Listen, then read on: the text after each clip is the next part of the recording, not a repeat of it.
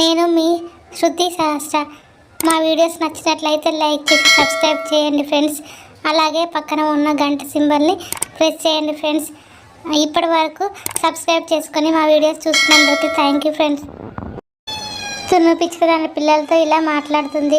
పిల్లలు, నేను చెప్తున్నా వినండి. ఇప్పుడు వచ్చేది ఎండాకాలం. నీళ్ళు కూడా కరువైపోతాయి.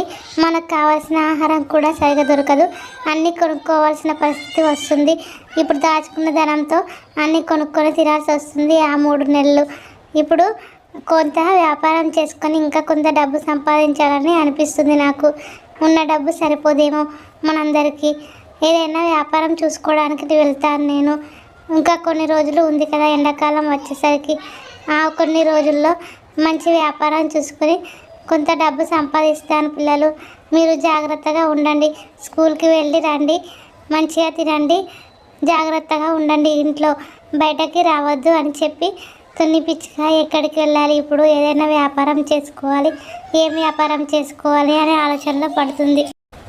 ఏదో ఒక వ్యాపారం ఆలోచిస్తూ కూర్చుంటే ఇక్కడ ఏం అర్థం కాదు. బయటకు వెళ్తే ఇంటి నుండి ఏదో ఒకటి అర్థమవుతుంది, ఏదో ఒక దారి దొరుకుతుందిలే. వెళ్తాను పిల్లలు. మరి నేను జాగ్రత్తగా ఉండండి పిల్లలు. నేను వచ్చేసరికి 2-3 రోజులు టైం పడుతుందేమో. నేను వెళ్తున్నాను. మీరు పెద్ద అయ్యారు కాబట్టి వదిలేసి వెళ్తున్నాను. జాగ్రత్త. మీ నాన్నగారు కూడా ఇంట్లో లేరు. ఉన్న ఆహారాన్ని తినండి, జాగ్రత్తగా ఉండండి అని చెప్పి తునిపిచ్చిగా అడవిలోకి వెళ్తుంది. అలా అడవిలోకి వెళ్ళి అటు ఇటు తిరుగుతూ చూస్తుంది, ఏమైనా ఆహారం దొరుకుతుందా అని, ఆకలి అవుతుందని. అలా చూస్తూ చూస్తూ అడవిలో ముందుకు వెళ్తే చాలా పచ్చగా ఉంటుంది అడవంతా. అన్నీ పూల తోట ఉంటుంది. పూల తోట సువాసనని ఆస్వాదిస్తూ అలా కొద్దిసేపు అక్కడే ఉండిపోతుంది తునిపిచ్చుక. ఈ పూల తోట చాలా అందంగా ఉంది. ఈ పూలతో ఏదైనా వ్యాపారం చేసుకోవచ్చా, ఎవరైనా ఏమన్నా అంటారా అనుకుంటూ ముందుకు వెళ్ళిపోతూ ఉంటుంది. అడవి తర్వాత పట్టణం వస్తుంది.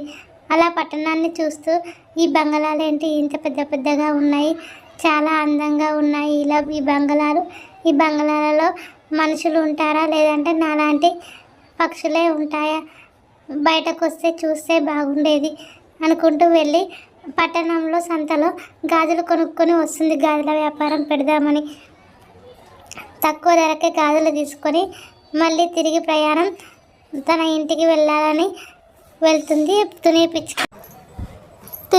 దానిలో తాను ఇలా అనుకుంటూ పోతుంది. ఇక్కడైతే పట్టణంలో గాజులు బాగా అమ్ముడుపోతున్నాయి. అది చూసి నేను గాజులు అయితే తీసుకెళ్తున్నాను. మరి మా ప్రదేశంలో కొంటారో లేదో, మంచి మంచి గాజులు అయితే వేసుకుంటారు అని ఊరికి వెళ్ళి గాజులమ్మ గాజులు, మంచి మంచి గాజులు, పట్టణం నుండి తెచ్చిన గాజులు, తక్కువ ధరకు గాజులు అనుకుంటూ మొత్తం అడవంతా తిరుగుతూ అమ్ముతూ ఉంటుంది గాజులు. చక్కగా అమ్ముడుపోతాయి గాజులు. అందరూ చూస్తూ చూడగానే నచ్చి తీసుకుంటూ ఉంటారు గాజులని. ఇలా తునిపిచ్చిక గాజుల వ్యాపారం చాలా బాగా ఉంటుంది. దానికి తునిపిచ్చిక చాలా సంతోషపడుతుంది. ఆ గాజులను చూడగానే ఎవరైనా బేరం ఆడకుండా తునిపిచ్చిక చెప్పిన డబ్బులకి గాజులు కొనుక్కొని సంతోషంగా ఉండేవారు. అలా తునిపిచ్చిక కూడా చాలా సంతోషంగా ఉంటూ అడవి దాటుకుంటూ రకరకాల అడవులకు వెళ్తూ గాజులని అమ్ముతూ ఉండేది. అలా 2-3 రోజులు అయిన తర్వాత ఇక కొన్ని గాజులు తీసుకొని తన ఇంటి దగ్గరికి వెళ్తుంది. ఇక నా ఇంటి చుట్టుపక్కల ఉన్న వాళ్ళకి అమ్ముతాను, అలాగే నా ఇంట్లో 2-3 రోజులు ఉంటాను అనుకుంటుంది. మధ్యలో ఒక అడవిలో కొంచెంసేపు అలసిపోయి కొద్దిగా రెస్ట్ తీసుకొని వెళ్తాను. పిల్లలు ఎలా ఉన్నారో ఏమో, ఎలాగో వెళ్తున్నాను కదా అని అనుకుంటూ ఇక గాజులు తీసుకొని తన ఇంటి దగ్గరికి వెళ్తుంది. పిల్లలు రండి, ఇదిగో పిల్లలు రండి, నేను ఏం తెచ్చానో చూడండి, ఎలా ఉన్నారు రండి పిల్లలు అని పిలుస్తూ ఉంటుంది. చాలా సంతోషంతో కొంచెం తెచ్చిన ధనాన్ని, గాజులని పిల్లలకి చూపించాలని సంతోషంతో పిలుస్తూ ఉంటుంది. రండి పిల్లలు, నేను వచ్చేసాను, కొత్త వ్యాపారం చేద్దామని తీసుకొచ్చాను. ఇవి చూడండి గాజులు చాలా అందంగా ఉన్నాయి, పట్టణంలో తీసుకొచ్చాను చూడండి. అవునా అమ్మ, చాలా బాగున్నాయి అని సంతోషపడుతూ చూస్తారు గాజుల్ని ఆ పిల్లలు. అవును తల్లి, ఇవి మీకోసమే తెచ్చాను, మీకు నచ్చినవి తీసుకోండి, అలాగే చుట్టుపక్కల వాళ్ళ కోసము ఇస్తానని తెచ్చాను. గాజులు అమ్మడం వల్ల చాలా ఆదాయం వచ్చింది. మనకు ఎండాకాలం వరకు కొంచెం సరిపోతుంది. ఇలాగే కొద్ది రోజులు ఈ వ్యాపారం చేస్తే మంచి డబ్బులు వస్తాయి, దాచుకోవచ్చు కూడా. అవునా అమ్మ అని చెప్పి వెళ్తుంది తుని పిచ్చుక.